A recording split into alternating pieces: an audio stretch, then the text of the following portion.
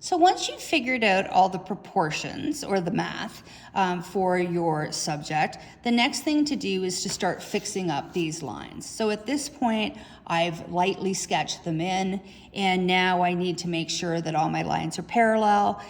We're going to start with the cube-based ones.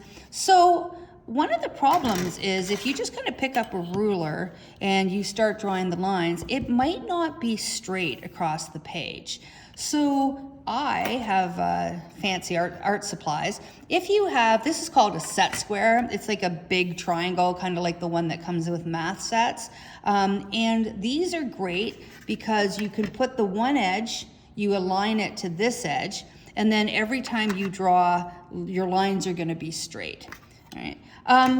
If you don't have a set square, just using another piece of paper is going to help you out so much. So watch this. Again, I'm just using a pink piece of paper so you can see the edge clearly what I'm doing. Okay, so I'm going to start off by drawing the bottom line on the train. And if you look over here, I'm taking the piece of paper and I'm matching it to the edge of my piece of paper. And now I know that this is completely straight. Even if you just do this on your first line, then you can switch to a ruler after that, because I know that that line is completely straight. And at this point, I can go ahead and say, okay, now I can continue drawing. So I drew my drawing a little bit darker than I usually would, just to make sure that you could see it on camera.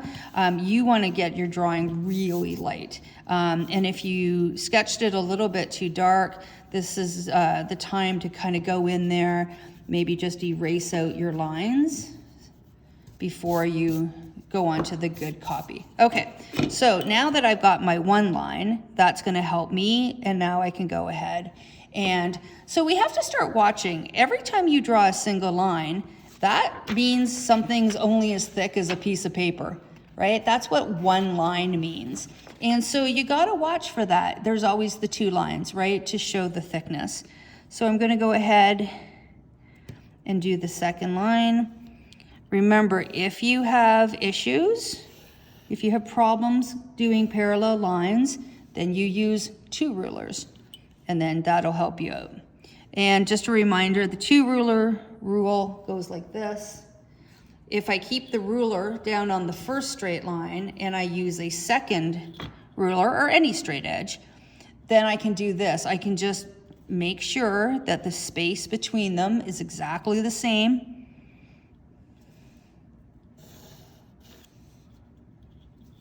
And then same with this one. So no excuse not to have parallel straight lines. I said, even if you don't have rulers, any straight edge will do. And now I can do that line. Okay. And then, oh, I've got one more horizontal line up here. So I said, I like to use the scrap piece of paper to get my lines. So I just, once again, I just align it to the edge, and then I use the piece of paper to draw my line. And then I'll usually go back with the ruler. And you might be thinking, going, well, that takes a lot of time to do that. Yeah, but then it's going to be right the first time. Instead of me just trying to whip through this and not checking the lines, there's a good chance I'm going to have to go back and erase it. So I'm actually saving myself time by doing it now. Okay, so we've got all the horizontal lines done, time for the vertical, and you can use the piece of paper the same way.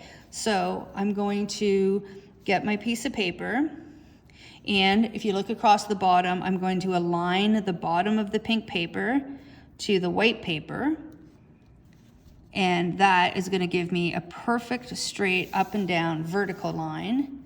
And I'm going to do the same thing here. Like I said, there's lots of tricks to help you with your drawing. And I find this one of the best ones. And again, over here. So once again, by taking the piece of paper and making sure the bottom edge matches, then it's going to make sure that my lines go straight up and down. All right, what else do I need? This little edge right there, straight up and down, straight up and down, straight up and down. Oh, I missed a little part. There's actually another little piece of wood just right here. It's actually this one. Goes right here. And then the other one's actually down there. If you just draw the one piece of wood, that's fine. There's just another second little piece right there. There we go.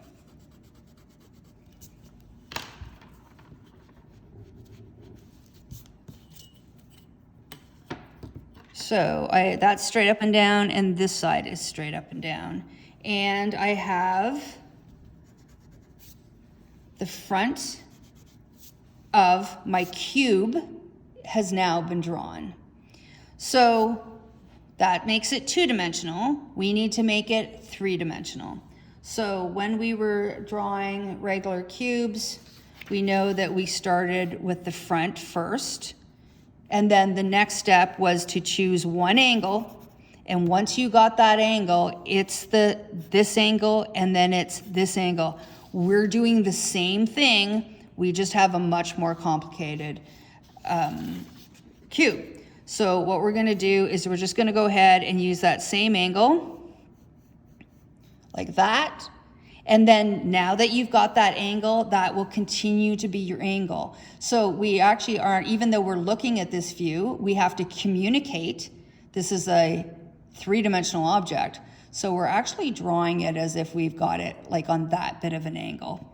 Okay, so once you've got your one angle, you can go ahead and start doing your other angles. So I'm gonna go and get this angle, and get this angle. And this is where, what else do I have? I need this angle.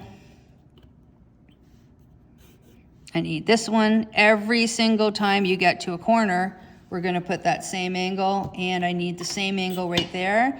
And for me, this is where I grab another straight edge, because if not, I know I won't have my angles parallel. So by using the piece of paper, I can check. There, that looks better. And we're just gonna stop and do this part for a minute. Okay, so we've got the front, we just got our angles, and of course the next step is to do the back, and it also goes straight across. So how thick is it? It's about this wide. Again, the top of it is about just a little bit wider than the height. So once again, if we could see the top, it's just a little bit wider than it is high. So I'm gonna go ahead right here and make sure my line is nice and straight across. And yeah, if the front goes straight up and down, the back is gonna go straight up and down.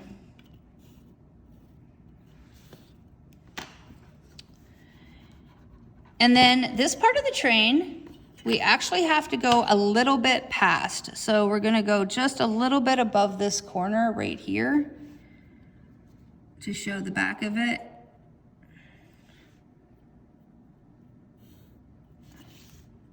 And then we can go ahead and go straight up and down at the back. All right. Okay, so what else do we have to do? Okay, we have to continue up here. So I'm just gonna sketch it for a minute. It goes up like this. Okay, and I'm just gonna stop because we have to do the roof. So once again, the goal on a cube is to have all parallel lines. So this line needs to be exactly the same as that one. I'm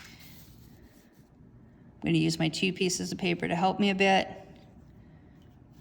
So I need this line, oops, I need this line. So we have 2 lines here, and then I need the same angle back here.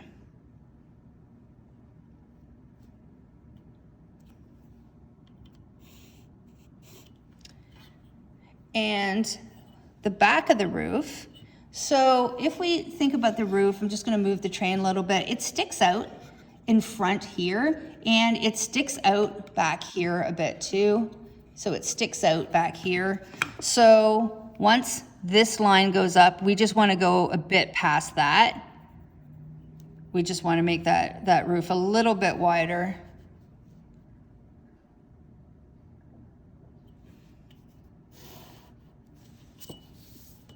There we go.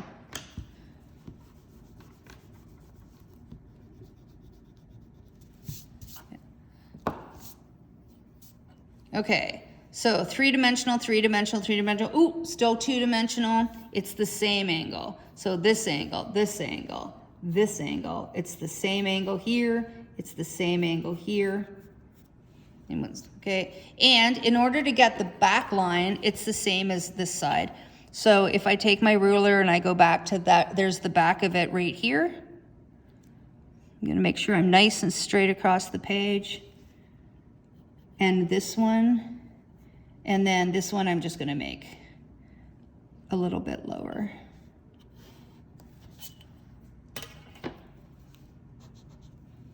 Okay, so all the cube parts are done. And once again, what is the success criteria for a cube?